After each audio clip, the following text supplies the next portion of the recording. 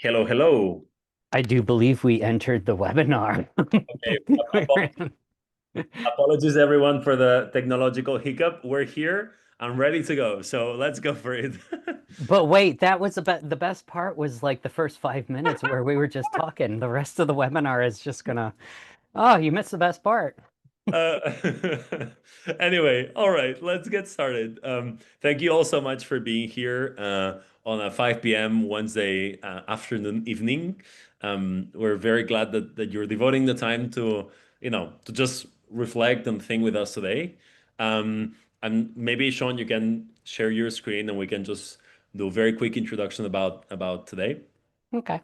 Um, so, very briefly, before introducing the amazing presenter that we have today with us, Sean, I'd just like to give some context as to the why behind this specific webinar. So, as some of you may have engaged in the past with a series of webinars that we did specifically on the 2023 California Math Framework, those were very oriented towards pedagogy and some of the big pedagogical shifts that the framework is about. These are really important. I mean, and I think that we all probably agree about this, right? Pedagogy is key. However, from many years in education, right? And Sean brings a very diverse set of experiences. I think that it's clear and we understand that pedagogy or even curriculum is not enough. And that the other side of the equation that's fundamental and that we need to be thinking about is professional learning. And this is particularly relevant now, right? As we know that the list of adopted materials, adopted curriculums has just come out, has just been approved by the State Board of Education. And so it will be a time of choice for many school districts.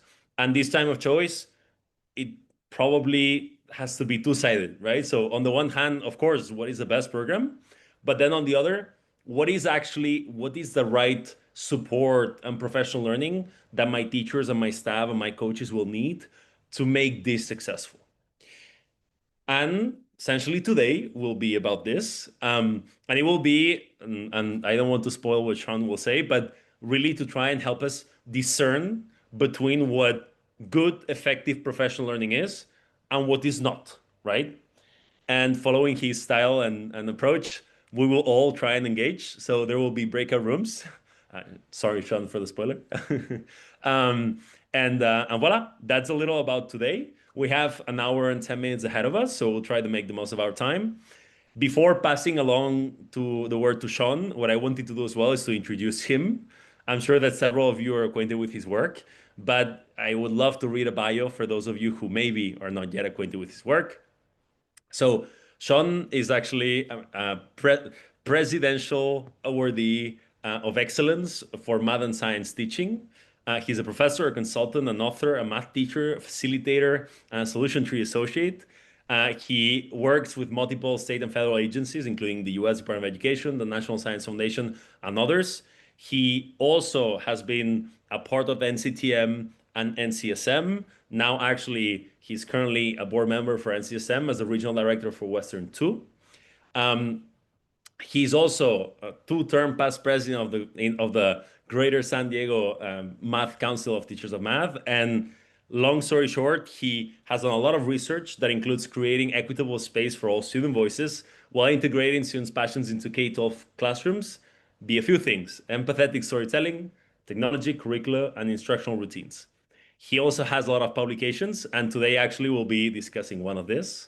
But anyway, I'm beyond all of this, which is obviously an impressive background, and I'm sure you've seen Sean in, any of the math conferences that you've gone to, be it NCTM, CMC, or other. The thing that I like to share at the personal level is that every time that you interact with Sean, you leave with a positive feeling. And for me, it speaks to the value of who he is as a human. And anyway, it's a fortune to have him today. And so thank you, Sean, and I'll pass it along to you. Thanks. You're kind of making me tear up a little bit. Out of everything you said, I just read that as 5 words. Does not have a life. So I need to work less and play more. So thanks for joining us today. We're going to be talking about something that I published with somebody who, wait, let me check the panelists. Oh, I'm going to give you her contact information. The person that this originated with is not in this webinar, so we're all going to email her and ask her why she's not here. But I'll mention who she is in a minute. This was born of COVID. I had a friend and math educator who we would go to different professional developments, and when we were all pivoting for the virtual types of learnings with conferences and whatnot, we just started talking, and some of them were really good, and some of them were really needing improvement. So we just, I mean, I'm a nerd and I'm gonna own it and I love it, even though I wear stuff like Def Leppard to cover up the fact that I'm a nerd. We just started creating like a spreadsheet and just really tracking what worked and what didn't, so that we could realize why things vibed with us and when things maybe didn't, so that we could do and be better ourselves. As a result of that, we put in an article for the National Council of Supervisors of Mathematics. It's an inspiration article. You're going to have a link to that and anything and everything else that I talk about tonight. And we just developed a rubric, a checklist, a one-page doc, and something to talk about, whether it's face-to-face or virtual, what makes for good PD and what makes for PD that could be improved. So, without further ado, let's get started. There's a couple of things that I'm going to call out right away, though, that are in this article that I'm using right now that I kept. One of the things is when we were in purgatory and you couldn't see or hear us, we were joking for a minute, but one of the banter things was for my lovely, wonderful co-host, I have my phone up and I have him on my phone right now. So if you are presenting virtually and you have somebody who you're working with, it's great to be able to like text on the side, because I know you can chat within the portals and whatnot, but you never know if it's going to chat to everybody or just them. So if there's any type of communication, I've done that with more than a couple of people in a virtual type of setting like this. The other thing, if you notice little boxes down here, we started with this, where whenever my co-presenter presented, they were the blue triangle and I was the pink triangle. So what we would do, and I do this live with people as well. If I ever present with anybody, it's going to be these two triangles down here. Because have you ever been in a presentation where you're like, uh, this is your slide. Oh, is it my slide? Yeah, it's your slide. Oh, okay. It just reduces ambiguity, lets people know who goes first and who goes second. And you're going to see little dots that I left actually. So towards the end of this, last year when we were presenting together, we used little circles with our faces in it, which kind of added another dynamic. But there's different ways to code who does what on which slide, who goes first, who goes second. And if you're delivering PD, it gets rid of that awkward, oh wait, you just stole my lines or something like that. Or I was supposed to take this slide. Or now wait, where are we? And then you have to reconfigure yourself. But first, we're going to do this in the chat. Got to ask the question. I'm only growing my hair out to donate it, and I need to know which one's better, long or short. Just put it in the chat. You can judge me. It's fine. Go ahead. I got two shorts. Okay. I feel like I'm watching like a horse race. Short, short, short, long. Hey, oh, long's taking over short, short, long, short, long, short. I'm gonna have to look at this. Can we save this chat? Because I need to I need to figure out which one.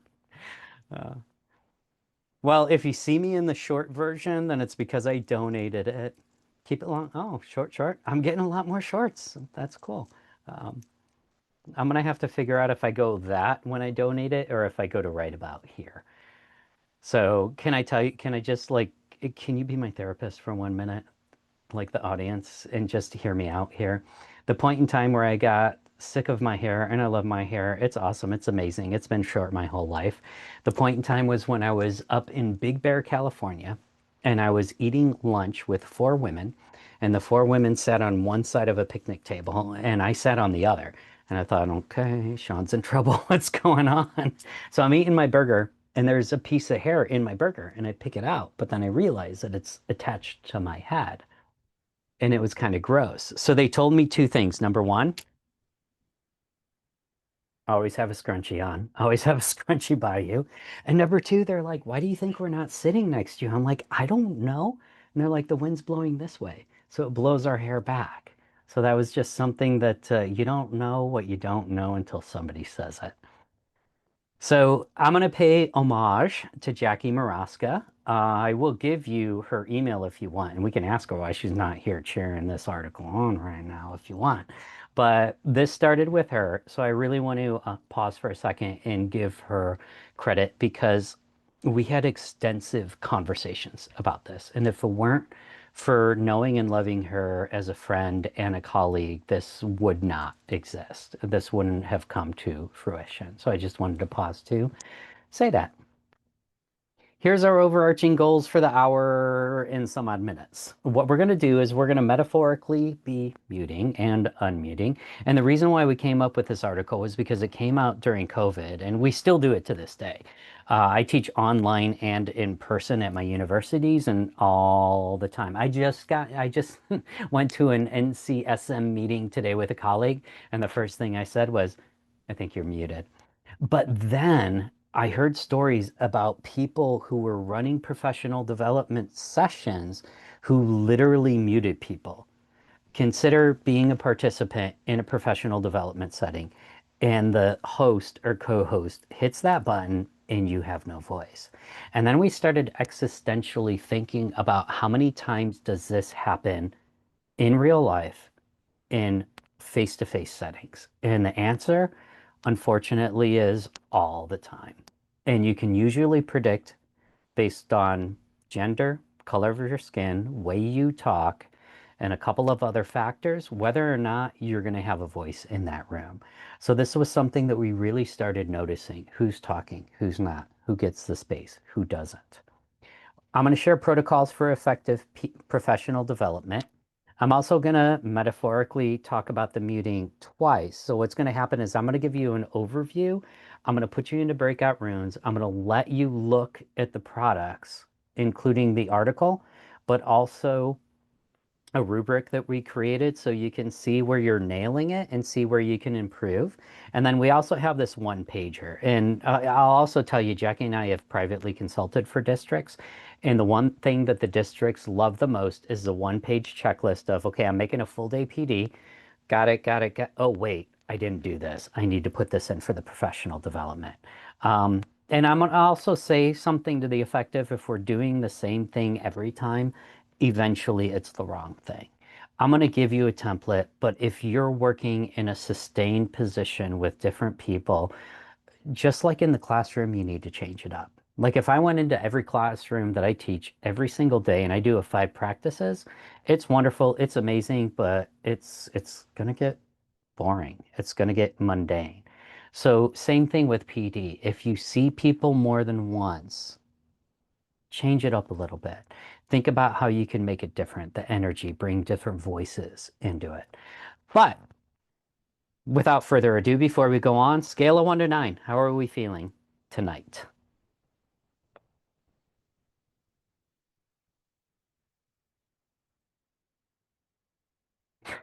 Go on.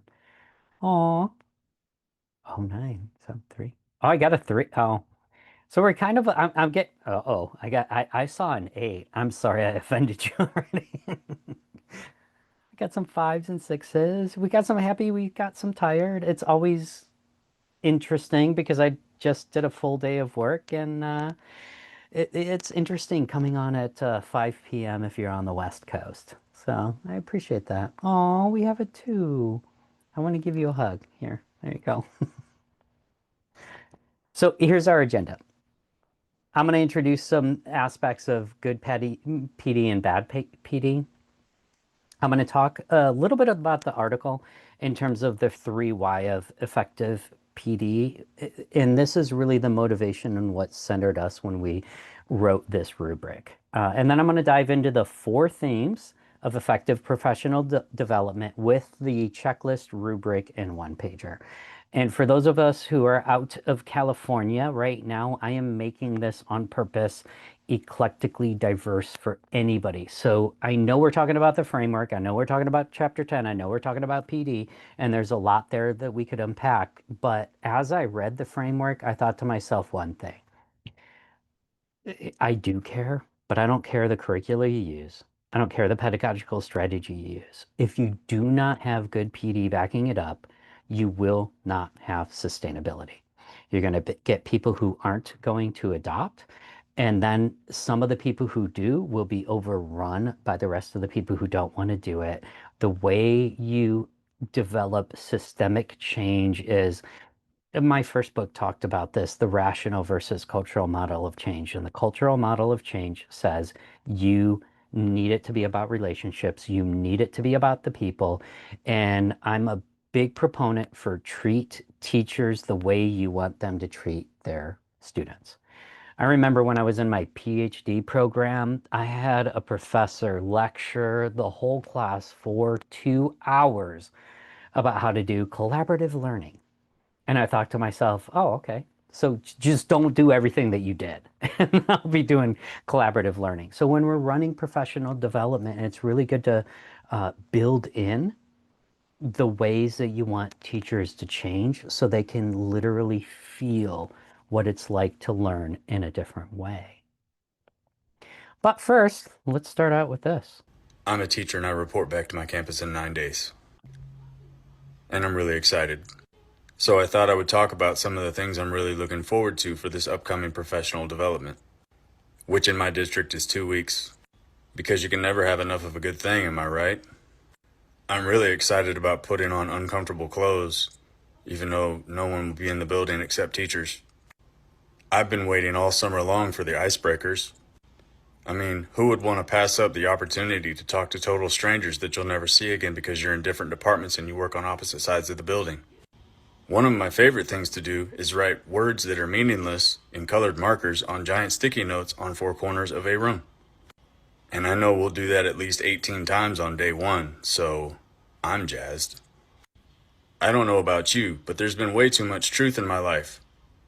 So it makes sense to include at least one lie next to, I don't know, two truths. I'm really I'm going to stop it there, but you kind of get the point. The funny thing about this is I just went to a PLC because I teach at a high school as well. Remember, no life, too many jobs. And I went to a PLC meeting on our advisory, and as soon as I walked in, the person running it says, I don't do icebreakers. And just went on with the meeting. And you could see that sigh of relief from people. I like icebreakers, but you kind of get the gist of it. And this goes on for the entire school year. I've been a part of good PD and I've been a part of really not good PD where everybody is disengaged. So what we want to do is develop a protocol to where we're going to be able to, with some certainty, predict whether or not our PD is gonna land. So as I say this, I want you to think just for a second, and we're not going to do breakout rooms yet, but I really want you to think about a professional development setting where you were a participant. You're not running it. What's the first one that just pops into your head that was a really good one? One that you would be like, oh yeah, I need to go back to that. I hope this person comes back. And then what's one that's not all that good? And I want you to think about the reasons why fundamentally the ones that are good were good and the ones that were not good or bad were bad.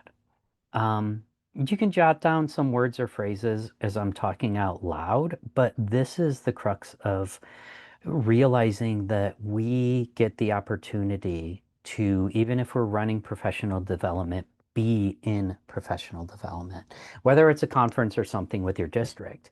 Every single time I'm at a conference and I go to a presentation, every single time I do, not I'm running PD, but I have to go to PD as a part of an employee in my district, I'm really taking all that in and trying to learn different things that I can do that resonate with me and other things that, oh no, You missed the mark right there. Like I remember for my training in August to go back to school, I had 3 administrators standing in front of our whole school telling us how much we suck, putting up data and sharing things. And actually, this was before that, emailing every other teacher's DF rates. Don't do that.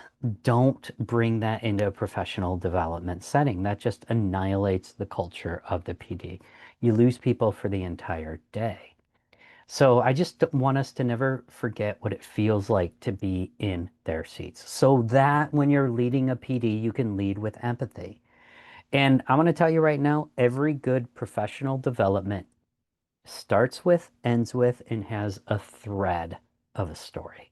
So if you can think about the story that you want to tell through the trajectory of a half hour, 1 hour, 2 hour, 3 hour, all day PD, it's going to make it more engaging, and put yourself in it too. If you're making points and you have personal experiences about it, it's okay to talk about yourself. It's okay to use your stories to elicit their stories. And I'll tell you one of the stories that I used to totally turn around a PD session that I was doing for a district about 5 or 6 years ago in Colorado. Um, Before that, though, I'm going to tell you the 3 whys of effective PD. And I want to situate yourself in your why. So just think about it for a second. Like, why do you run professional development sessions? What's your purpose? What's your goal? And I'm not talking about your literal goal and outcome for that PD, but if you're in this webinar, odds are you are supporting teachers in some way, shape, or form, and you're doing this kind of work. So why are you doing it? Because we all probably started in the classroom, and we could all probably still be in the classroom. Some of us, like me, are still in the classroom and still running PD. So why are you doing it? And as you think about that, I'm going to play this video to just kind of push us one step farther. Interesting. So I met this one guy, and he said that he teaches music at a school. I was like, all right, you teach music, can you sing? And then I'm just going to show you the clip. Check it. So you're a musical director. Cool. Yes, sir. All right, so let me get a couple bars of like Amazing Grace. Can you do the first part of that? Go ahead. Amazing grace, how sweet the sound that saved a wretch like me. Wow. That bro could sing. You know what I'm saying? All right. Now, what you give me the version is if your uncle just got out of jail, you got shot in the back when you was a kid. I'm just saying, let me see the hood version real quick, if you know which version I'm talking about. Just see if that exists. Let me see what you got. Amazing grace, how sweet the sound that saved a wretch like me.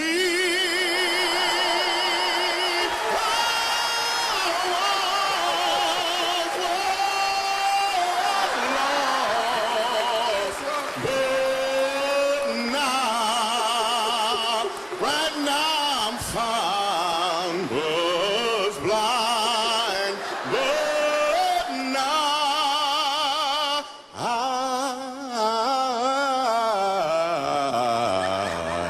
I see.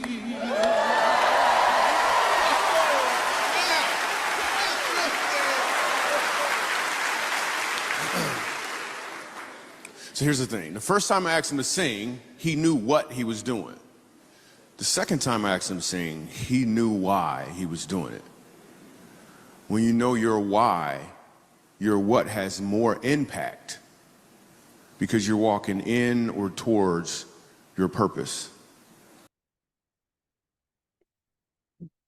I would love it if I ran professional development sessions and I could get people to sing and dance. But that's just a dream of mine. I don't know if it's going to happen at any point in time. And if anybody's singing or dancing, let me know in the chat right now. But you kind of get the gist of it. Like, do you want your PD to sound like the first version is not bad, but the second version, every time I see that video, I get goosebumps. So it's a matter of knowing your purpose. And I've had 3 evolutionary purposes in my life professionally. My current one since about 2019, 2020 is I know unequivocally that my purpose is to help other people find their purpose. So if I'm not helping you figure out who you are in this professional development setting, no matter what the subject is, then I'm not doing my job for me in terms of what I know I'm put here to do. So really center yourself in and think about why you're doing what you're doing. That way, all of your professional developments can sound like the second as opposed to the first version. It really changes it. So I ask you after you do that, why are you really conducting PD? What is the root of your purpose? And there is no wrong answer, and you can change your answer at any point in time. And I'm going to quote Simon Sinek here. He talks about the golden circle, where most people, and I'm going to talk about it in terms of professional development, they know what they want to do. Like, what do I want to do? We got a new curriculum. I got to train them. We have different pedagogical strategies. Okay, the what is we need teachers to stop lecturing. The how is, okay, well, maybe I'm going to show them how to do it a little differently. Maybe I'll vertical whiteboard it, BTC it. Maybe I'll use some instructional and language routines. That's great. But why are you doing it? On a fundamental level, why do you want to change how teachers are engaging students in classrooms?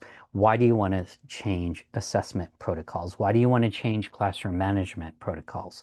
So if you start at that inner core of why, then you will be able to streamline the how and the what.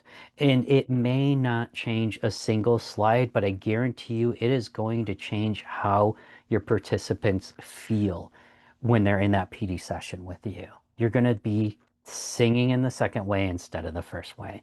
They're going to feel that it's going to be contagious.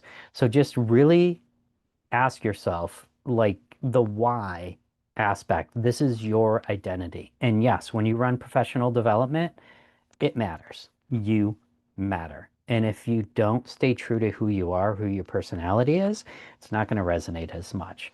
The how is your process. That could be the slide deck and everything else. The what is usually your outcome. What do you want to change? How is the process that you're going to change it?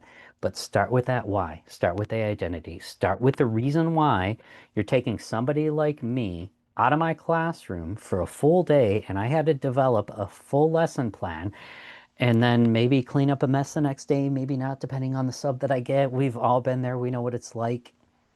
It's got to be worth it to me. And there's a lot of professional development sessions that I don't go to in my district because I know the person who's running it. Sorry, I'm going to be honest here. Not name any names, but know the person who's running it. And I know I could grade a lot of papers and I can get a lot of work done in this PD session because it's just going to be lecture for 6 hours and I'm not going to learn anything. So you want them to be able to engage with you. You want to build those relationships. You want to be the kind of person who, when they know they're going to you for your professional development, they are looking forward to it and they want to do it again and again with you. So I'm going to tell you real quickly the 3 whys of effective PD that are in the article. Then I guess I should flash the article in a second. Oh, by the way, I am going to give you this and I'm going to reduce anxiety right now. You are going to have a 1-page checklist, the rubric, the article, the slide deck, a couple of aspects of PD books, student interaction checklist. That's amazing in my opinion. Some implicit bias aspects, personality tests, because why not, discourse charts, anything that you see in here, it's going to be in here. So I don't want you have to worry about like taking copious notes.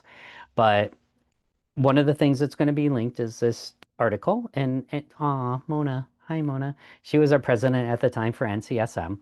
And I'm just going to give you a quick visual of the article in terms of it starts with the three whys, but then I'm really going to talk about this. It's pretty in depth. But before we started building this productive and unproductive PD uh, chart. But then we realized, wait a minute, we're all over the place. Why are we doing this? And then we were able to talk about productive and unproductive in face-to-face and virtual environments and figure out what don't we want to do, what do we want to do, and especially why. So these are our three whys. The first one is that every single educator's voice matters, and we will not fix any problems without valuing and providing equality of space for all voices. There are always going to be the resistors. There are always going to be those couple of teachers. You could give them the world and they're not going to want it. The thing about it is, well, except for one or two teachers, I've been teaching for 30 years, by the way, except for one or two teachers that I've met in my 30 years.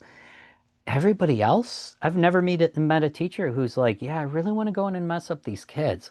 I really want to teach in the wrong way. I want to assess so that everybody fails. That's not the case. The thing about it is when you're in PD, you may be the only person who will be able to listen to this teacher like in years. And I've felt that too. Like I almost quit my day job this summer because of my administration, because I didn't feel valued, and because some really nasty stuff went down. Um, it would have been great if I showed up to a PD session as I emerged from the summer and it fired me up. And I actually had somebody listen to where I am at, what I'm doing, how I'm barely hanging on to go back to the classroom this year. And I'm telling you right now, the reason why I'm barely hanging on has nothing to do with the students. I love them to death. They're keeping me there. It has everything to do with some bad PD, some adults who are doing some things that I don't agree with, stuff like that. So just really realizing that people's voices matter is essential for good PD. And if we value voice and wish to capture the true power of equality of voice, we need to capture and preserve all voices as we make meaning in PD sessions. This means having multiple ways of ensuring that people have equal access. There's cultural proficiency strategies that I use where I will give people a 1 minute solid think time so those more dominant personalities and voices don't overrun everybody else like me. If you ask me a question, I'm not going to answer it right away. I'm going to be, okay, what does that mean? Okay, no. Okay, I got it. You need to provide that space and professional development so those people who process like me have that, and it doesn't take much time. It's like 30 seconds to 1 minute.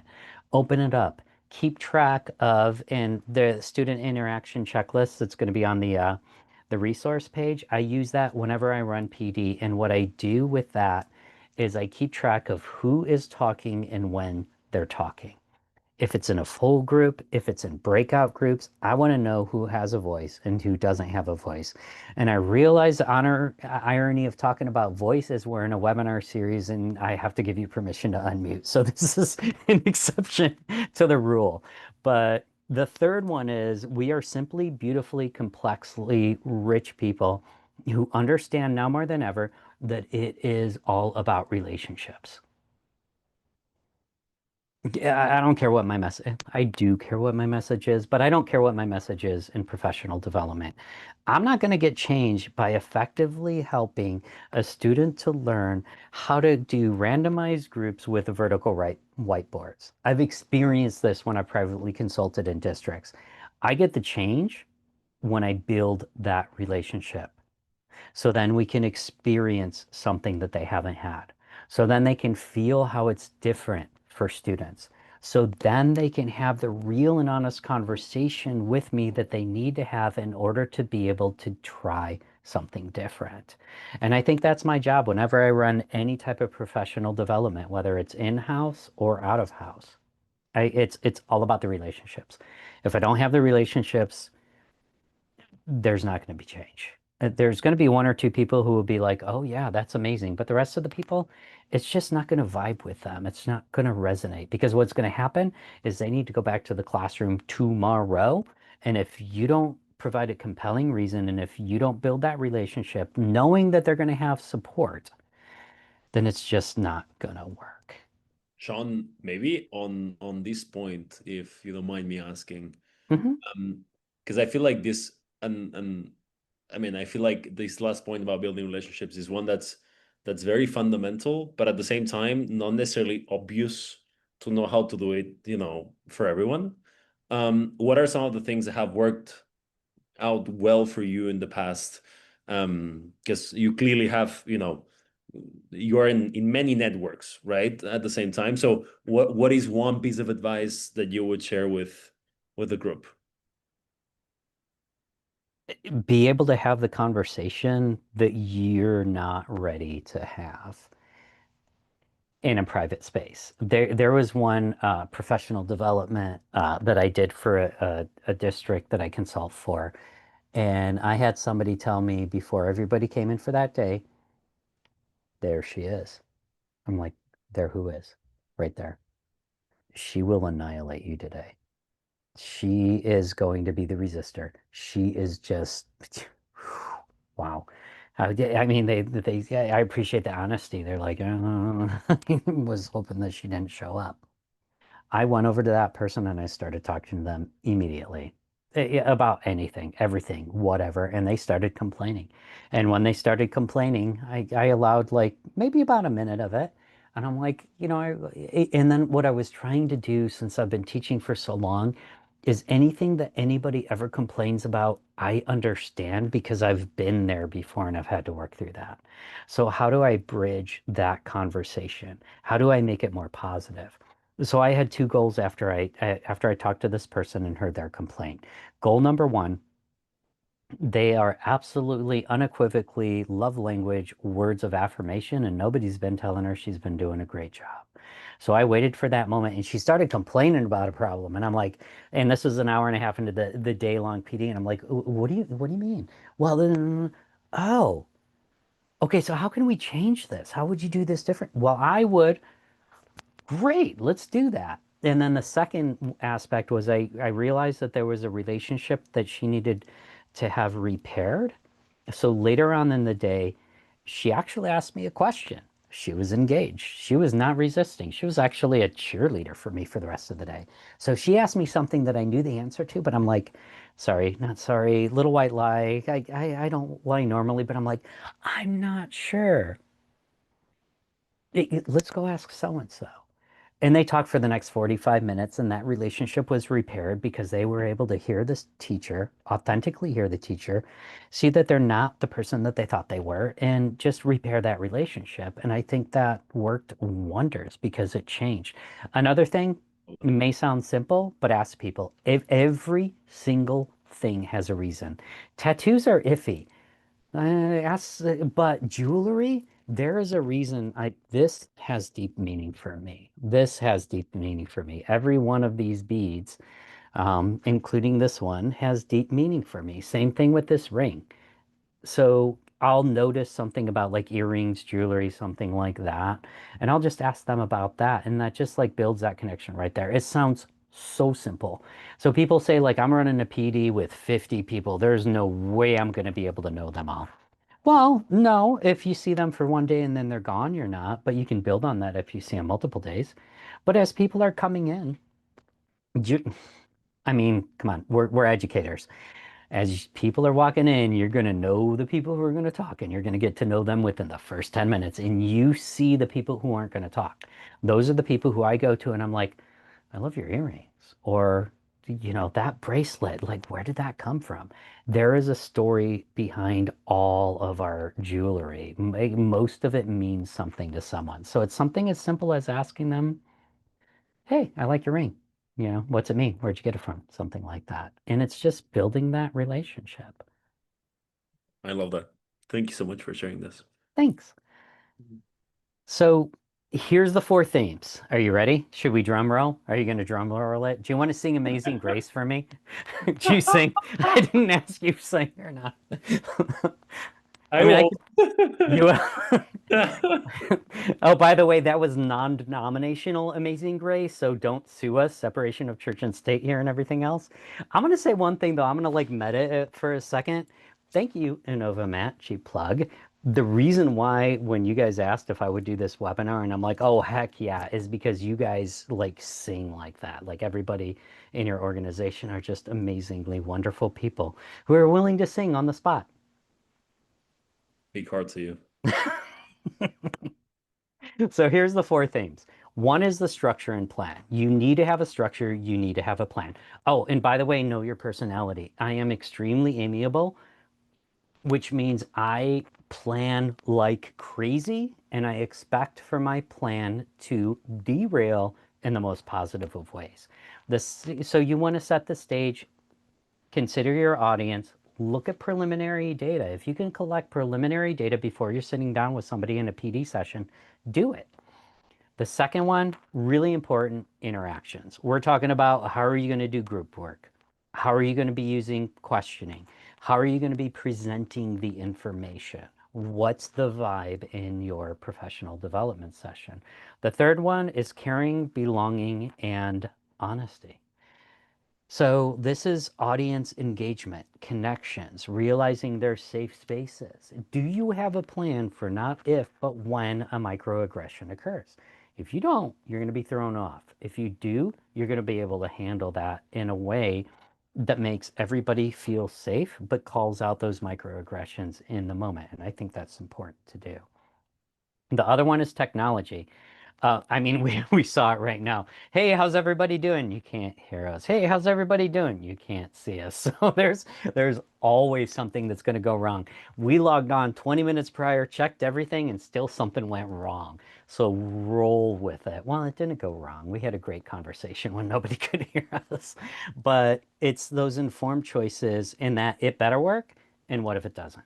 So what I'm doing for you right now, if everything crashed, if I could not get this slide deck, I would be able to talk with you for the next hour about this. You want to know your PD that well. If something freezes up and you're going to see this on the checklist, allow yourself a minimal amount of time. Sorry, I'm getting excited. I was in a professional development where somebody's slide deck froze up and we all sat there for 15 minutes of the hour. And it's like, just no, just go with it. We need to do something else. And I've had that happen before with different aspects of technology. So technology is great, but if something you plan technologically doesn't work, have a backup plan. What if it doesn't work? Are you ready for a little bit of story time right now? And then we're going to do breakout sessions. So if you do great PD, it's a ripple. If you inspire other, it's an ocean of waves.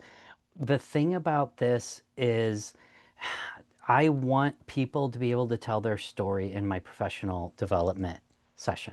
As facilitators, are we excited by our teachers or could we care less?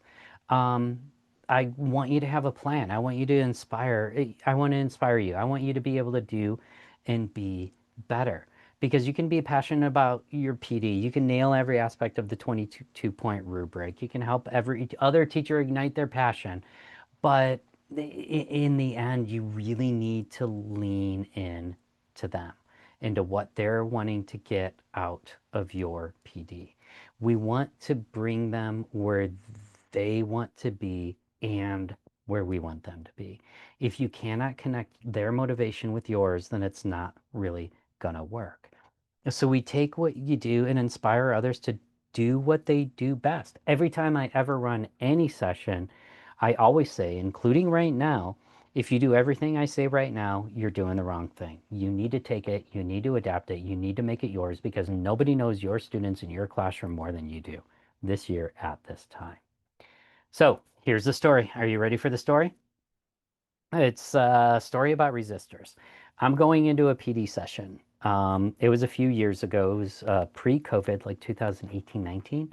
And I did not know when I was going into this session that they created for the first day a full group of teachers who, for the last 3 to 4 years, entirely resisted every single aspect of the curriculum they're adopting. I found out that morning. And they're like, okay, here's 35 people. Win them over. They're not doing what we want them to do. And I'm like, well, I wish I would have collected data on this before I was in this room. So I decided I ditched everything for the first half hour and I just had a bull session with them. I did not care what they said as much. I did care what they said, but what I really cared about was when I saw what they were passionate about. It's like, okay, you're not adopting or adapting this curriculum and assessment because it's just not an answer to a question you already have. So we talked for a half an hour, and my whole goal was, what's the question? What's the problem? 30 minutes in, I found it. Assessments. They hated the assessments that they had been using for years. They loved the lecture. They loved the old, packets, and they were using their own textbook, their old textbook, but they hated the assessments. So this is one of my points, and it's in the rubric, know how to pivot. So I have my PD sectioned, and there was one section halfway through day 2 about assessments. Pulled that up right away, started with that, totally changed everything. Because if you're going to tell me you hate your assessments, we're going to talk about how these assessments are a lot better than what you just told me. And I strung that through the first hour and a half of that PD session. By the end of it, I had people, they were just so excited. I had somebody literally take over the professional development saying, oh my gosh, I just found this. Why didn't I look at this? And it was a pre-assessment diagnostic. And it not only does it do this, but it does this and this and this and this and this. And they just took over like 15 minutes saying, look at all of these things that this assessment is doing. Absolute win. From that point, they realized that the curricula and the assessment strategies were answers to questions that they had. I just needed to find that in. So for the rest of the day, the vibe was a lot better, and the majority of them were willing to think about other aspects, because it's like, I've been resisting this curriculum and these assessment strategies for 2 or 3 years. Holy cow, if I started doing this 2 or 3 years ago, I would not have the problem I have with assessments right now. So it's understanding what their problem is and providing a solution through your PD. So the best way to sell somebody isn't to tell them how good your product is. And let's be honest, when you're running professional development, you do have a product to a certain extent. So it's not selling them your product, it's making them realize and helping them realize how it's going to help them, how they have a problem, and it's going to help with the solution. So with that, there's certain things that I did. What strands are a part of my story? Goals.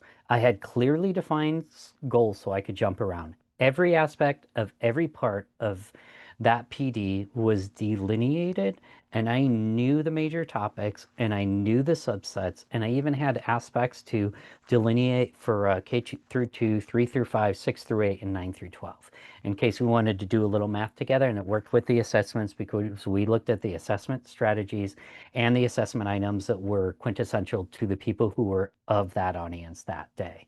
The other aspect is audience. I adjusted based on data I gathered in like that morning. I wish I had known this. I had known this before, but I didn't. I had no idea. I gathered data. I adjusted based on the data that I gathered. The other aspect is the stories. One of the aspects of great PD is storytelling.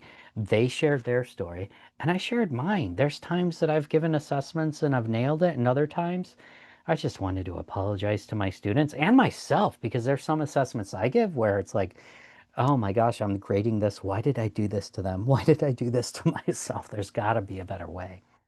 And then the other aspect is safe space. There's things that I did to make sure that they felt safe to tell me the things they were telling me, to open up to me, to be able to have that bull session. I addressed the aggressions, the anger. And so Dr. Mohammed, Solution Tree, Transforming School Culture, he talks about 4 different people. You're going to see them in all PDs. You have the survivalists. They're the people who are like, clock in, clock out. They're gone before the students are. You have the believers, those are the ones who really want to try. You have the tweeners, those are the ones who, if you're in an organization new to it, in the first 6 months, you're trying to figure out where you fit in that organization. And you have the fundamentalists. And I had to address aspects of what the fundamentalists were saying. And those are the ones who are like, no, no, no, no, no, no, no, nothing you can say or do will convince me. So just keep that in mind. So I'm sure you have some stories, and I'm going to invite you to do a couple of things. Are we feeling like it's time for a breakout room now? Okay, we're going to do random breakout rooms, and I want you to do two things. I want you to share your story about PD, whether it's a great one, a bad one, if you were a participant, if you were running the PD, share your story. And the other thing that I want you to do is this. I'm going to address a book that I swear this was published after my article. I didn't steal anything from this book. I just want to set the stage when we go into breakout rooms that to affect change, PD must be transformational, not transactional. Don't give them anything. Help them experience things. The other one is the 20/80 rule, and I know we've all been there before. 20% new content, 80% processing time. This is critically important. If you pack it, it may be brilliant. They're going to leave with nothing. It's just not going to work. And the other one, I'm going to say it again, start and end with relationships. That's what you really need to do. By the way, I left her face down here to show you, like, this is what I was talking about before. Whenever we co-present together, there's little faces in the lower right-hand corner. There's another PD thing you can do to make it effective PD. And I want to also say that you want to disrupt the dominant culture. You want to learn about your own identity markers and how they intersect and how the privilege confers to those identities who, well, I mean, we know the people who are going to have the biggest voice in the room. And if there's resistance, explore their unmet needs. And when detours happen, just adapt. And the thing about it is, there's a lot of books on leadership that basically say, don't center on the resistors, center on the early adopters. Look at those 20% of the people in the room who are like, ooh, yeah, what is this? And then that'll spread like wildfire. So what I want you to do is, and I'm going to put this in the chat in a second. Actually, I can just do it right now. You'll have this document, and in here, you're going to have this first thing, which is the one-page checklist. You're going to have the muted rubric, and you're also going to have the article. I would say the article, it's full of information. It's too much stuff right now. Look at it later. What I would do is either look at the rubric, or even better, take this one-page checklist. So I'm going to put these in the chat right now, even though it's going to be a part of this. I want you to be able to have all of these. So go ahead and go into that, open up the one-page checklist, and I'll even click here. Oh, great, yay. So remember what I told you about theme number 4, technology? Like my anxiety just went from here to here as soon as I saw the bubbles popping up, because you actually have access to this document right now. So go ahead and click on this, and I'll actually put this in as well so that you can have this just in case. This is the one that I would start with. It is the one that gives you the least amount of information, but it is the one that has the best overview. So you're going to see a couple of different things in here. You're going to see, this is what's a part of the article. It goes into productive and unproductive aspects of PD, and it talks into how to do productive aspects face-to-face and virtual. And within all 4 of the themes, there's going to be multiple stages, like immediate interactions is really important to me. Pacing is really important. There's also a rubric that we developed after the article, which has a 3-2-1-0. You develop a score based on that. And as you're looking at this rubric, towards the bottom of the rubric, I'm going to break down what the score is out of and just kind of give you a couple of words of affirmation so that you can do and be better. This is something you can dive in later so you know how well you're doing with each of the 4 themes. The one that I want to concentrate on right now is this nice, beautiful, it took us so long, but I love this one-page doc that a lot of districts use for checks in terms of structure, interactions, caring, technology. So the other thing I want you to do in this breakout is I want you to take a look at these. Don't overthink it. Look at the 4 themes, think about which one resonates most with you, and within that, just do a quick scan and think about within the theme which one you want to start trying tomorrow. Does that all make sense?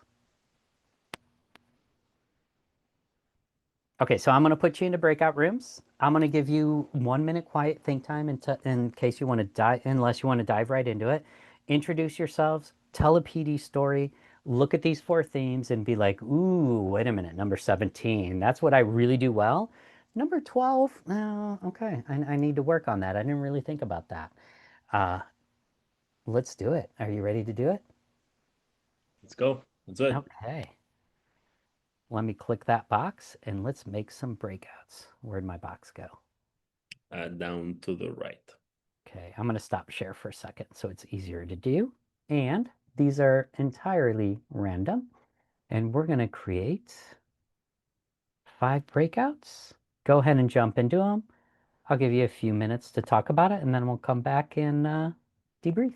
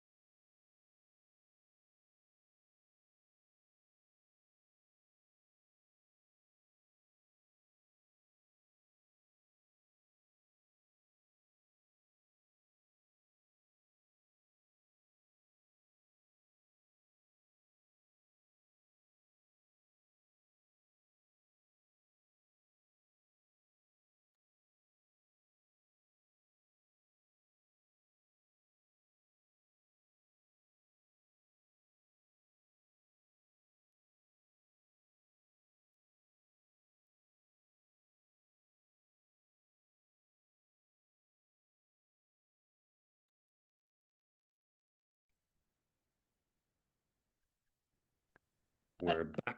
And I just realized that I didn't do a 60-second timer. That is like, okay, so everything I'm talking about in terms of good PD and bad PD, technology will do certain things, and this is a webinar, so don't do what I'm doing most of the time right now. I think we have the ability to let people raise hands and unmute them. Yes. So is there anybody who wants to talk? Put it in the chat, and I'm going to share screen while you think about what you want to share out, because I heard some really profound things as I was bouncing around breakout rooms.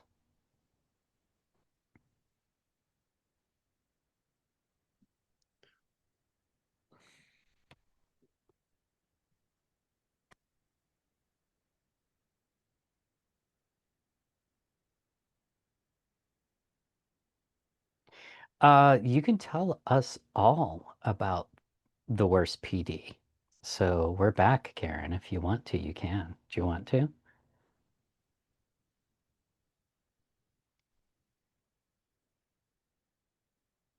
Okay. Are you able to unmute?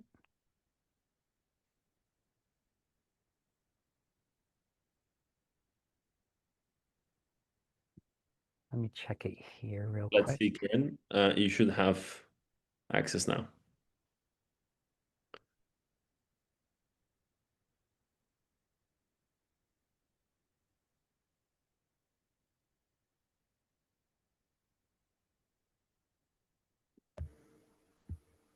Maybe you can hear me? Yes. Yeah. Hey, Karen. That worked. Cool. Good. I work at a 6th through 12th grade school, and they made us all go to a writing seminar to learn how to teach writing in the Jane Schaefer methodology. And I had already done that years prior, so I already knew it. But also, I teach math, and we didn't use that intense of a structure, topic, sentence, concrete, detail, commentary. So they actually had us math teachers front and center because they wanted us to pay attention, but it was a colossal waste of time. It was so awful, and we felt so disrespected.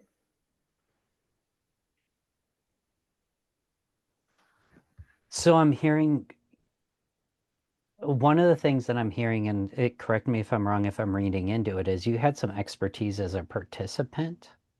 And was it that they're not availing themselves to your expertise, or just overarchingly for the PD?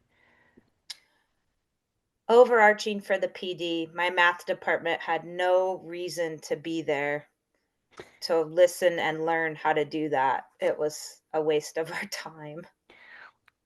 So you're reminding me of one of the 22 points, which is if you can send it in an email, just send me the email. I'm a professional. I'll read the email. Don't bother, don't take an hour to do something that has nothing to do with me. Don't put me in a professional development setting. So I'm going to revent to you. At the beginning of the school year, I was in an hour and a half professional development where we could have beautiful conversations. But what we did was we all together listened to videos and took our test for the Keenan training on school shooters.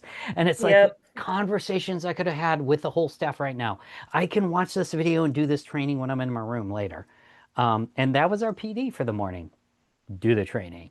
I don't know. I could have done it on my own. It was a waste of my time.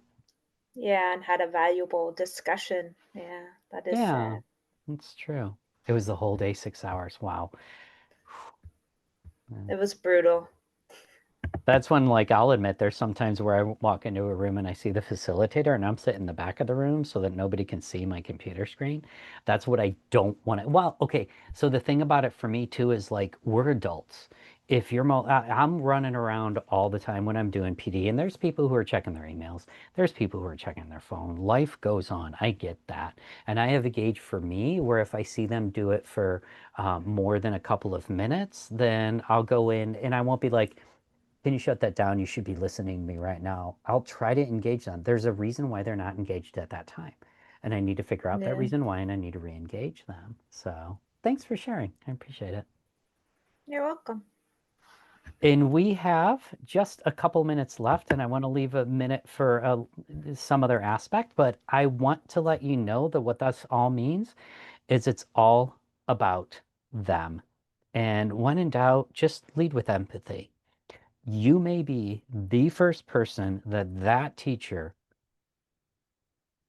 feels like they're seen, heard, and valued in like a decade, 2 decades. You may be exactly what that person, what that teacher, what that human being needs in their life right then. We don't build the relationships so they can do what we want them to do. We build the relationships because we all matter.